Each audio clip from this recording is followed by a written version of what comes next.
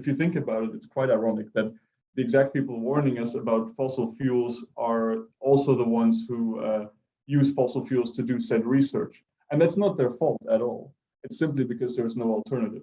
But that's our mission, is to provide this alternative to them, because so far there has been no alternative. It's also really proving that electric vehicles can work anywhere. If you can get this thing to drive on Antarctica, then there's no excuse not to have electric vehicles driving on the roads in New York, for example.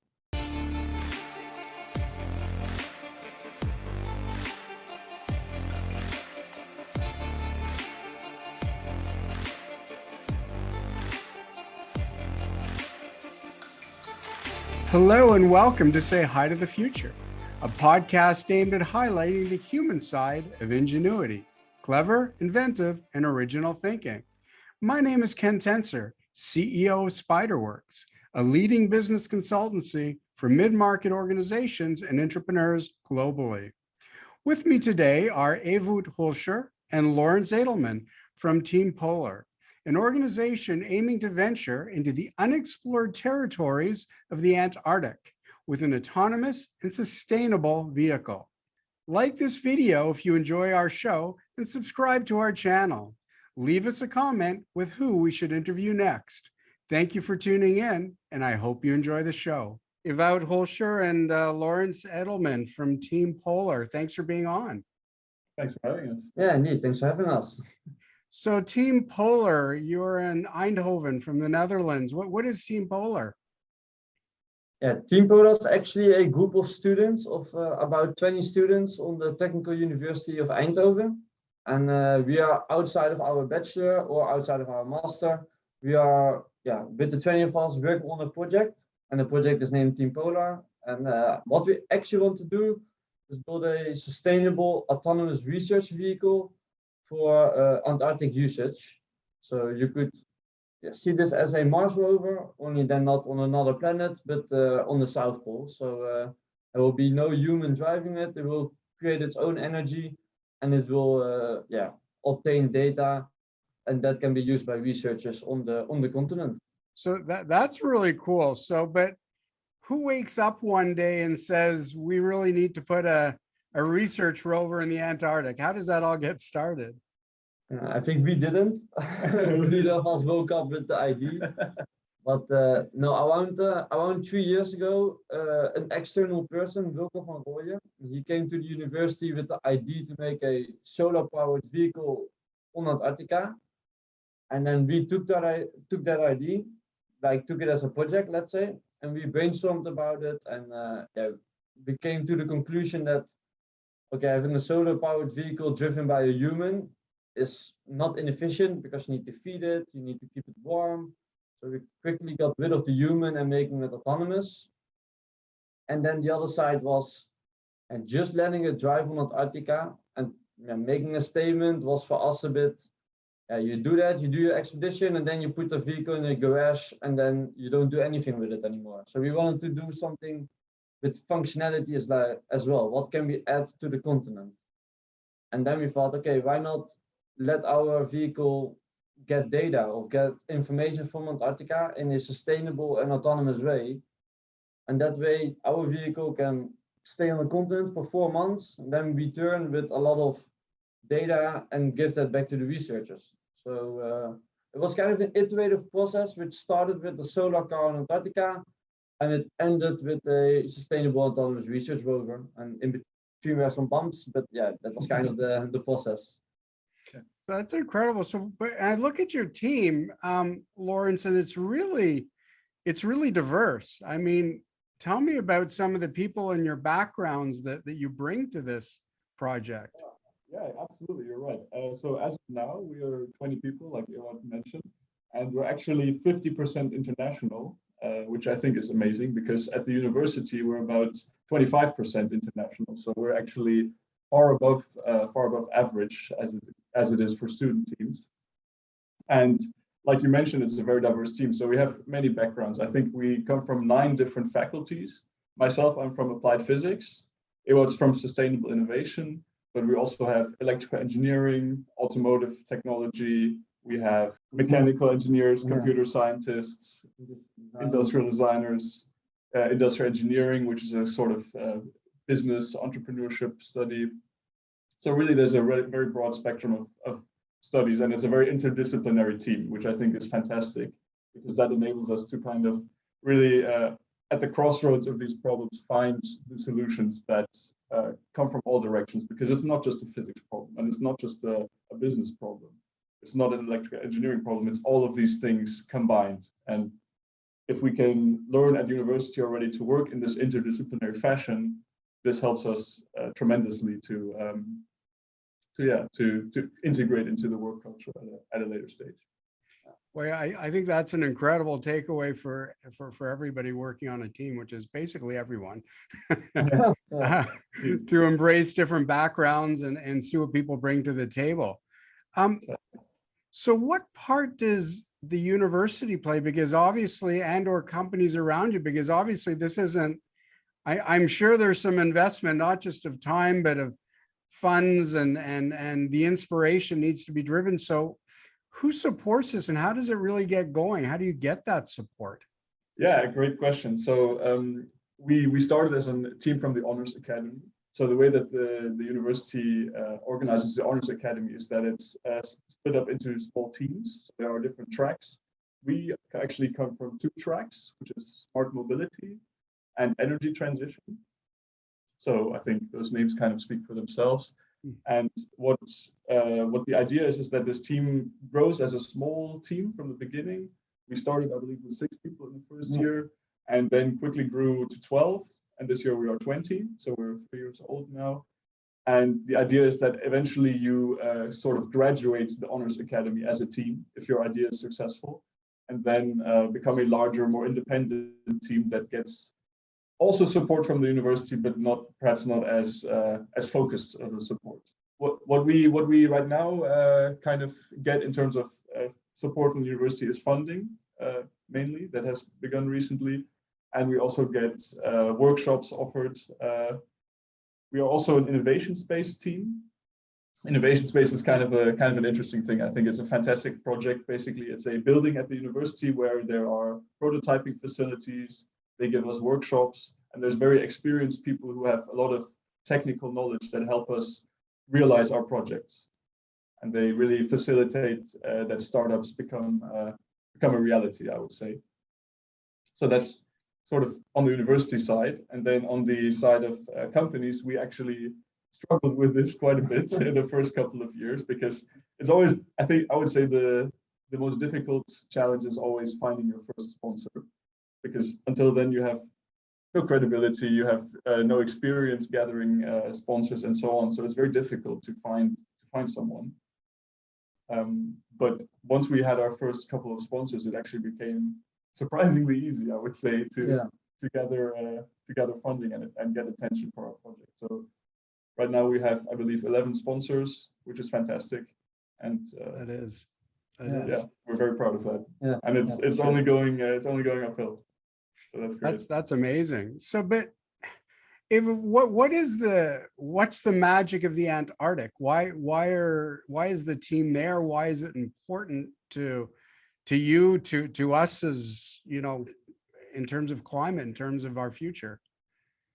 Yeah, like personally, I think if you start like a Google search on Antarctica and you kind of dive in, then yeah, I would be surprised if within like 15 to 30 minutes you wouldn't be like mind blown of what the continent actually is. Like on a outside perspective, I think the continent's already super cool because it's not yeah, but it's not owned by any country. Like it's a let's say a joint agreement, a joint party, which is the Antarctic Treaty, that is signed by an X amount of countries, I'm not sure how many, and they all work towards 2 goals, and that is peace and science.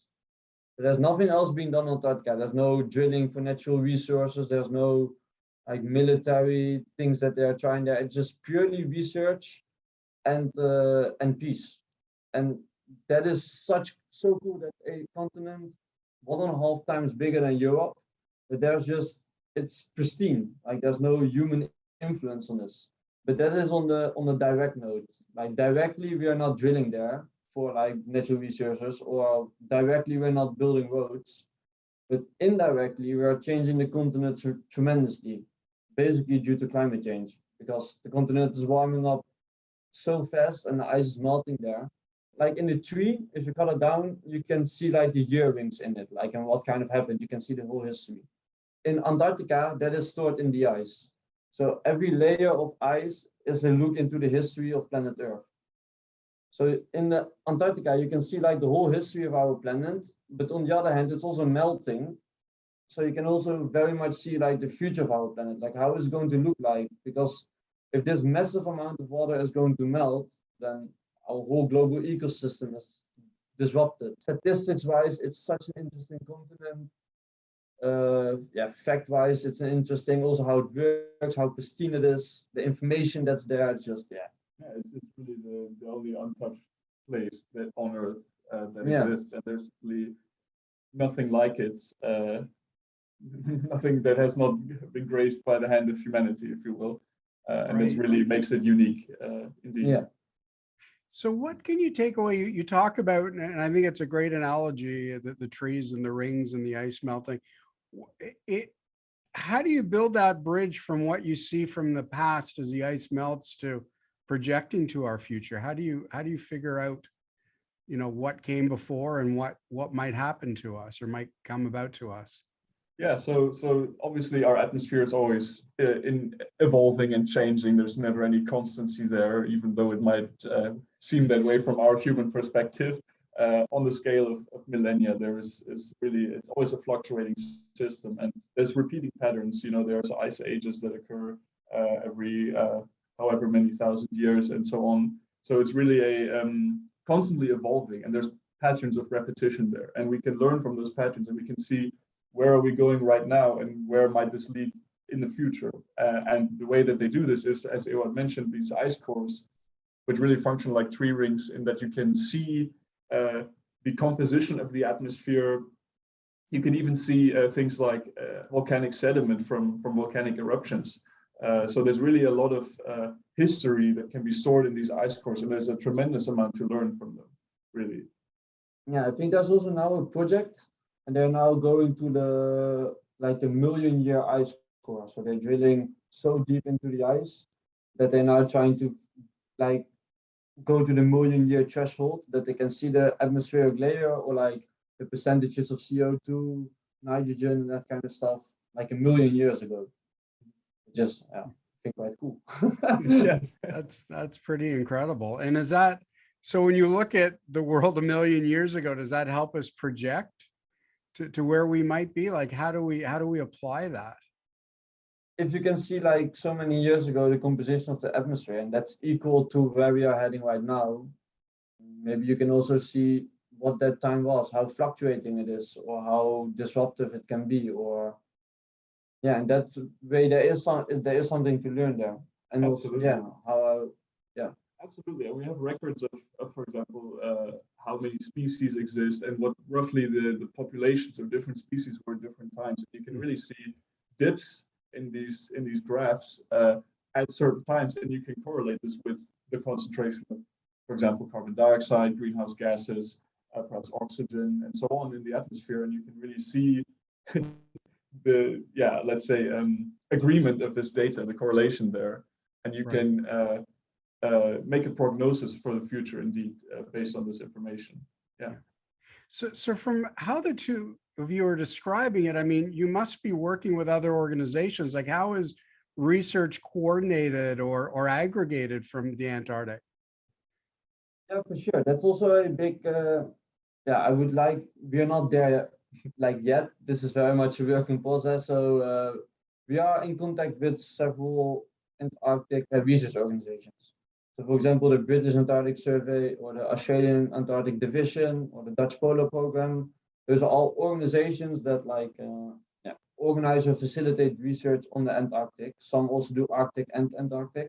Yeah, with these we are getting closer and closer to like a good relationship, let's say. So we really want to work together with them, because fundamentally we are not going to use this vehicle to do research because I have no idea how to study an ice core from a million years ago. So that's simply not our expertise. And like you said correctly, we're trying to kind of be the facilitator here of the research rather than doing the research ourselves. So we are trying to really make life easier and more efficient for researchers. Yeah. That's the idea. So you facilitate it through your rover. So where is the rover? Is it active now? Is it in prototype? Where? Yeah, that's a great question. So right now, what we have done so far, we have built a very small prototype, really more a proof of concept, I would say, which we call the Cub, and it's about this big, about the size of the torso or so.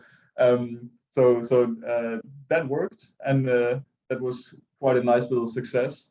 What we're working on now is something more serious. It's about the scale of an ATV, and this is chain driven. It's driven by 2 motors, and it will be using skid steering.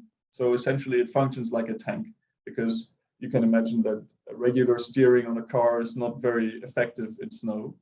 And what we're using this prototype for is to really, as a proof of concept, to show that we can build something that can function in a terrain much like Antarctica, and that is the idea. But of course, we do not have the funding nor the resources to build this at the full scale. So that's why we kind of constrained ourselves to this ATV size for the moment, and that is well underway. We have, I think, almost all of the parts that we need. We're still waiting for some things. Of course, the supply chains right now are very disrupted due to various reasons.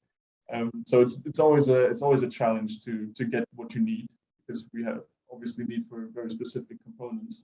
Sure. But this will give us a first attempt to make something of the scale that we desire and that can work, and we can iterate on this in the next year and indeed start designing the really full size thing. But we also need to show our network that we are capable of building such a thing, because fundamentally we are 20 students, and we are trying to build a engineering challenge which is quite huge. So we can't do this alone with our 20 students. We need to work together with the industry, with businesses, with partners to co-develop and co-engineer our maybe new motors, solar panels, whatever. So it's also a vehicle to build credibility in the industry. Hey, we can do this, we are capable, and then hopefully via that we can get more partners, more help, and then together co-engineer the new vehicle, let's say. I think the business term is minimum viable product for what we're building right now. Yeah. Okay. So you have the minimum viable product. As you scale it up, what does a rover look like? You've talked about solar panels. You've talked about, is this something that sort of traverses the Antarctic, like we're looking at with a Mars rover, and just collects data continuously? What is the goal of the post MVP, if you will? Yeah, I think you're already on a good line there. I think traversing the Antarctica, and then especially going to places where research is maybe difficult to reach, or maybe it's for humans not efficient or just not possible. I think these are the future applications that we want to focus on. Let's say. Yeah, absolutely, and it will have the size. The size is not fully determined yet, because there are many trade-offs there based on the solar technology that we use, because we're obviously trying to maximize the solar panel area but minimize the mass of the vehicle. So there's a lot of engineering challenges there, but it will be about the size of a car, I would say, preliminarily. That's kind of the scale you can imagine it as, but obviously not necessarily the proportions of a car, especially the wheels, for example, are much larger. So that's kind of what you can imagine if you think of this. Yeah. And how do you test a prototype for the Antarctic? Have you been there? Do you test it in place? How does it work as you build?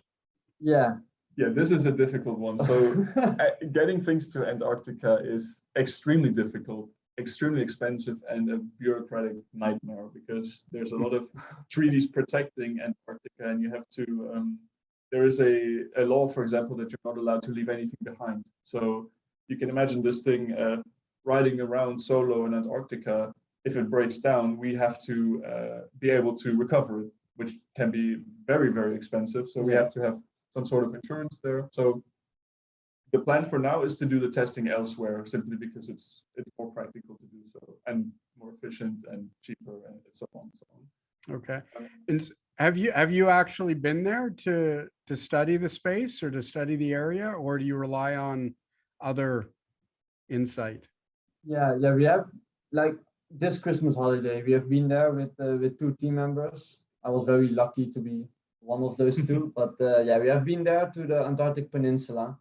So yeah, we got this opportunity via our network, via Laurenz. She's also at our advisory board, and yeah, I think through like 2 months of extremely hard work by basically everybody, we suddenly found ourselves on the expedition ships to Antarctica. That was really cool. Yeah. Incredible. And so what do you do on that expedition? What is the purpose of being in situation? How does that help you build from prototype? Yeah, so for this expedition, I mean, when the opportunity was clear to go there, like, we really wanted to take that opportunity and then yeah, build like a project around it, let's say. So what we did on this expedition is we went to Antarctica with actually 2 main things. There was a pyranometer and a spectrometer. I'm not sure if I used the Dutch pronunciation. A little bit. All good. All good. But like a pyranometer is something that can measure the sun intensity, so the sun in terms of watt per square meter. And the spectrometer basically breaks down the spectrum into light waves and then measures its like intensity. So is the wavelength blue more intense than the wavelength red, if I'm not mistaken. We brought that to Antarctica to kind of just get like a order of magnitude. Like, you've never been there, you only seen models, you've seen data, you see YouTube videos, like National Geographic shows, but just experiencing the continent and just setting up this like measuring device, getting the data from it, just getting a feeling is proven to be so, I would say, so important and also so valuable. So of course we got data, and it was actually quite nice to have that, but that data is not one-to-one transferable into models to really determine the solar power of our car. But it did give us a good estimation, also, for example, of the albedo effect. So how much sun is like reflected from the surface.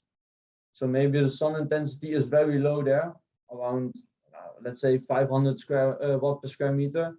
But if 90% is reflected from the surface, then you still end up with the 950 watt per square meter sun intensity, which is actually quite usable. Yeah. So those things we got validated, let's say. We got an order of magnitude, but yeah, just being there, being on the continent, experiencing it, that was also a tremendous experience for us, and yeah, super valuable. Yeah. So you just mentioned something, and maybe this is obvious to you, it's not to me, and probably not a lot of the listeners, but when you're talking about solar, you're talking about reflecting off of the surface. Yeah. Is that because of the ice? Is that about the ground conditions that are different than North America or continental Europe? So you can imagine, I assume you've gone skiing before, you've been somewhere where there's snow. You know, it's very bright usually, and that's because the snow reflects a lot of the light that hits it indeed. That's part of what causes the white light or the white appearance of the snow. And really, this is no different on Antarctica, because it's a lot of the light is coming in at very steep angles, of course, because it's situated so close to the pole that a lot of this light kind of almost skips off from the snow, and this is then able to hit the solar panels.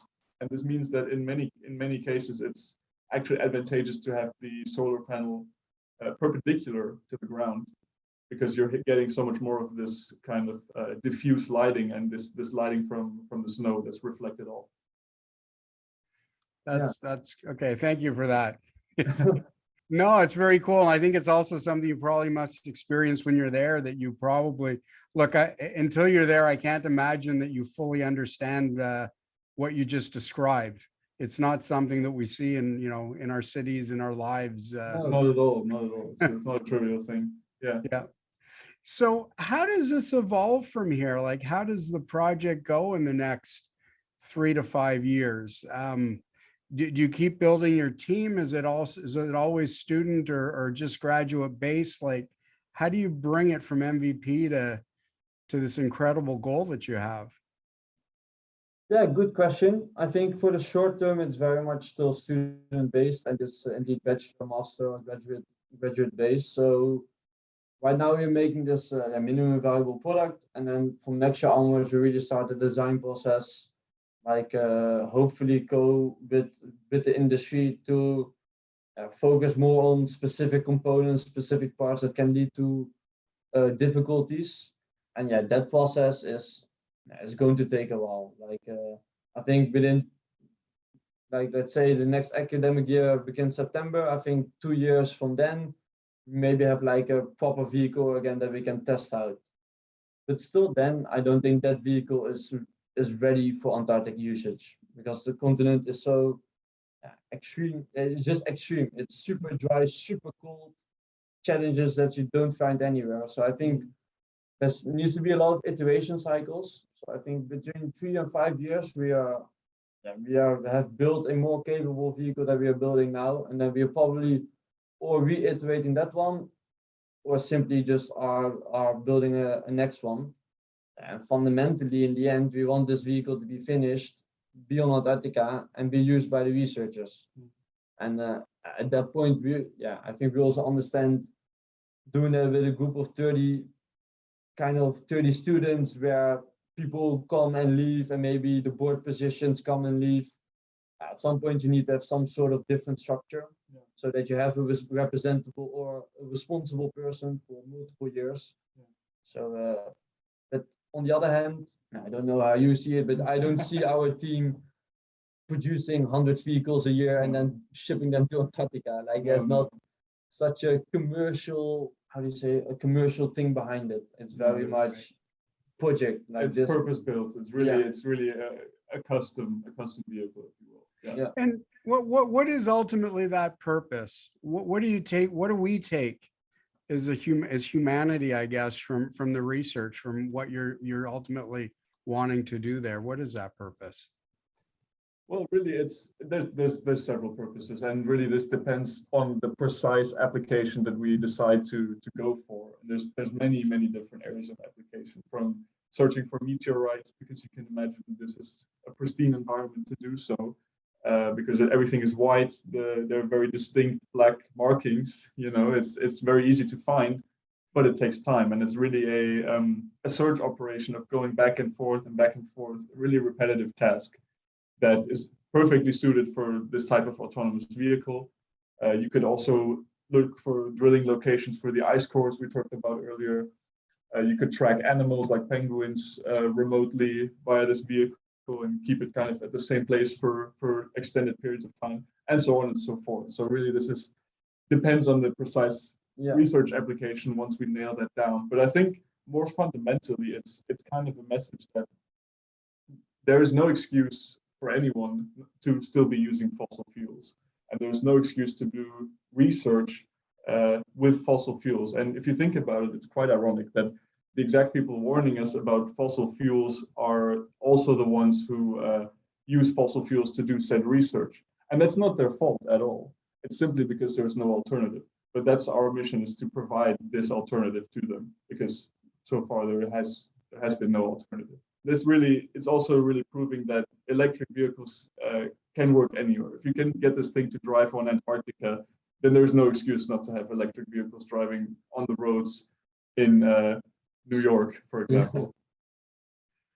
Well, thank you so much. I mean, as our time comes to a close today, I just want to thank you again, Laurenz and Ewout, for your time, for your work with Team Polar. And it seems to me that as you describe your purpose, and to get away from fossil fuels in research and in society, it seems like you're creating an incredible research model for a lot of different parts of our Earth that they're a little bit more remote and might hold secrets. Is that part of the future as well? It might, because fundamentally, if this vehicle works on Antarctica, which is remote and cold, maybe with some tweaks it can work in the North Pole or maybe on Greenland.